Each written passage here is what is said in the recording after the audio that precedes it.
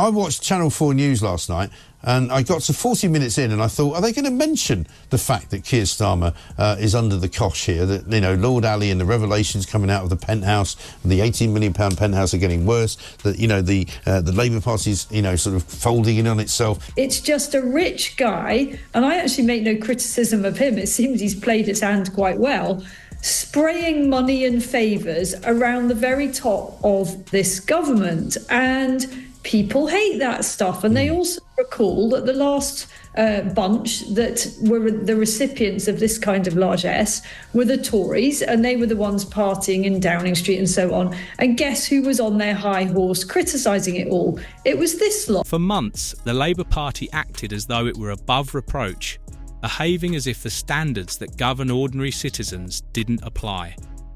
But this week, that facade crumbled. Starmer, the figure who earned his name through honesty and fairness, now faces a maelstrom that could jeopardise his leadership.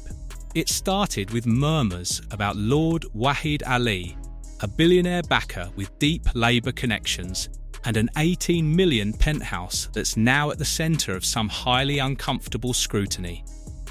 The narrative darkened when comedian Jim Davidson dropped a bombshell during a private Westminster show, claiming explosive CCTV exists showing Starmer in a compromising situation. Sources say the footage was shown to Starmer's wife, Victoria, at a charity gathering. The reaction was swift. She reportedly left in tears and sought legal counsel, fueling speculation of a potential rift in Britain's most watched political marriage. Downing Street dismissed it as absurd, but behind the scenes, Labour aides are in a frenzy. Cease and desist letters are circulating, legal threats escalating, and efforts are underway to wipe all traces of the footage online. The more Starmer's team tries to suppress the story, the stronger the perception that something serious is being hidden. From being, you know, one of the most beloved TV comedians, how did it feel as it's the sort of cancel culture rose and the news stopped? How were you perceived differently by the media, I suppose? Well, it didn't bother me that much because I thought it was their problem. I thought it was them that were, they're wrong, they're mad. Okay, you know. Jim Davidson could have let it fade away. Instead, he intensified the story.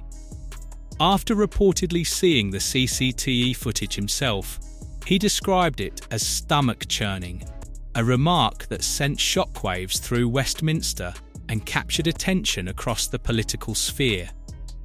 For years, Davidson had been written off as a figure of the past. Suddenly, his words carried the authority of a whistleblower. The effect on Starmer has been profound. Once the man promising to cleanse politics after Tory scandals, the figure vowing to restore trust, he now faces allegations suggesting he embodies the very hypocrisy he denounced. Within Labour, frustration is simmering. Senior officials are quietly questioning whether Starmer has become a liability. Some MPs admit they've explored contingency plans to replace him before the next election. It's not just media panic. There's a growing feeling that Starmer could be dragging the entire party into a credibility crisis that risks costing them power. That is, for me, possibly the worst and most damaging aspect of this story.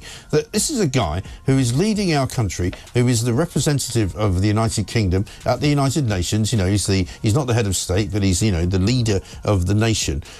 He has lived a complete lie. I mean, I've said earlier today in the show, I don't know what he gets up to with Lord Ali. I don't know what he does for hours and hours on end at this flat that they seem to be happy to share. Jim Davidson's sharpest attack hit Starmer where he was most vulnerable. He accused him of being a leader propped up by a billionaire donor who might be shaping policy behind the scenes, even providing cover for dubious dealings. To many, this was no longer comedy, it was a stark reality check. If the allegations weren't enough, the silence of mainstream broadcasters only amplified the tension. Viewers noticed Channel 4 and the BBC had stayed quiet, raising suspicion. People began asking whether major networks were deliberately shielding Starmer, fueling the sense of a political cover-up. At the heart of it all is Lord Ali's 18 million penthouse, a location repeatedly referenced in every version of the story. It has hosted private Labour gatherings, fundraising dinners, and late-night meetings with senior figures at Westminster. For many, the penthouse now symbolises the murky intersection of politics and privilege. The same penthouse. I mean, this is unbelievable to me. So I think there is something bigger going on here, and it's annoying because I don't know what it is. And I know that the lobby of political journalists at Westminster feel the same. All of us instinctively feel that there is some big fact here that we're not being made. I mean, I'm going to ask the question because nobody else will. Is it some kind of sex thing, do you think? So there have long been rumours about Keir Starmer's private life, and they certainly aren't to do with any kind of doubts over his sexuality, if I can put it delicately. Okay. They are to do with his The secrecy surrounding the penthouse is intensifying public anger. Westminster journalists admit privately that crucial information is being kept from view, key details the public has yet to see.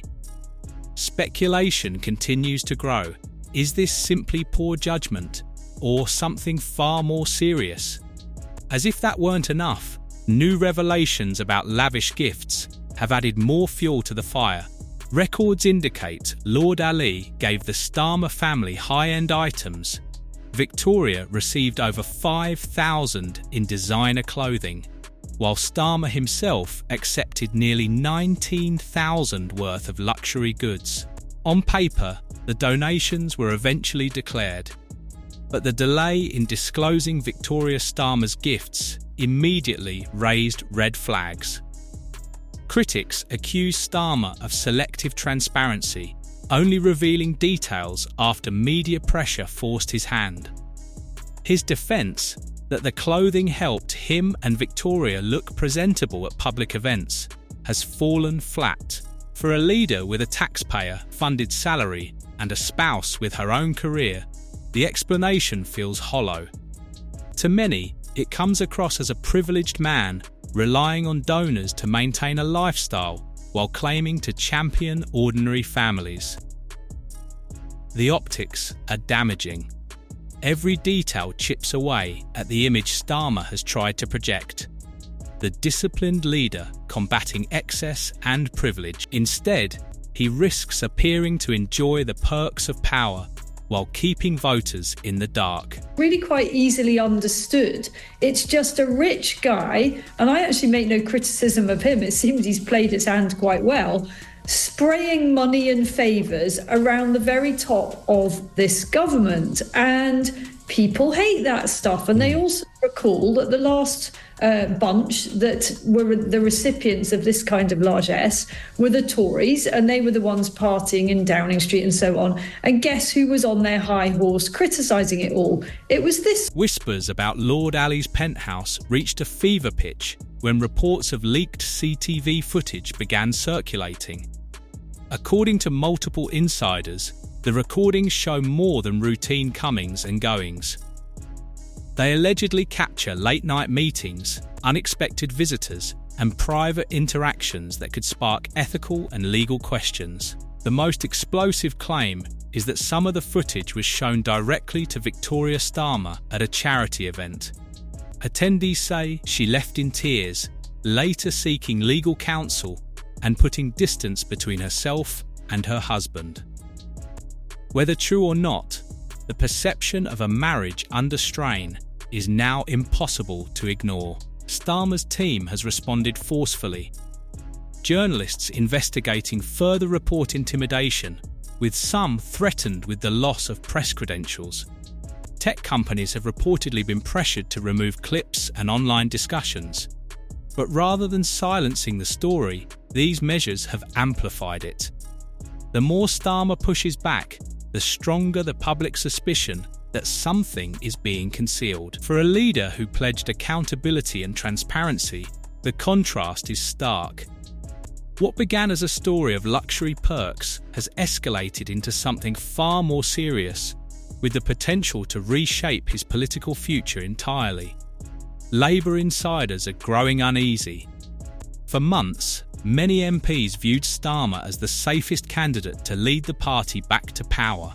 Now, with new headlines linking him to secret gifts, undisclosed perks, and explosive CCTV claims, that confidence is rapidly eroding. Keir Starmer and his wife pay for their own clothes. Victoria Starmer has been wearing high-end clothes given to her by a Labour donor. Lord Ali recently gifted her more than £5,000 worth of clothing. He's also given the PM items worth almost £19,000. Starmer did declare his gifts to Parliament, but not his wife's. The gifts have now been registered after the Prime Minister sought advice. And the Parliamentary Standards Commissioner has rejected calls from the Tories for an investigation. Within Labour, some MPs privately admit they are considering alternatives. A few now see Starmer not as an asset, but as a ticking liability, someone who could drag the entire party down if the scandal worsens. Rumours of potential successors are circulating through Westminster, a dangerous sign for any sitting leader.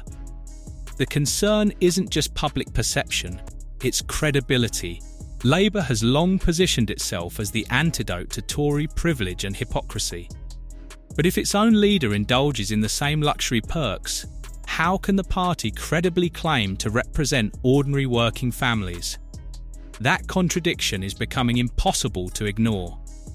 Starmer's critics within the party insist this is more than a PR issue.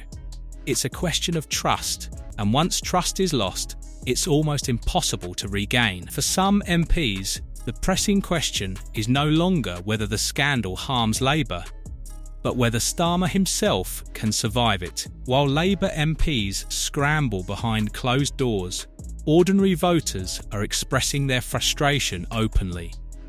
Social media is awash with posts mocking Starmer and his connections to Lord Ali.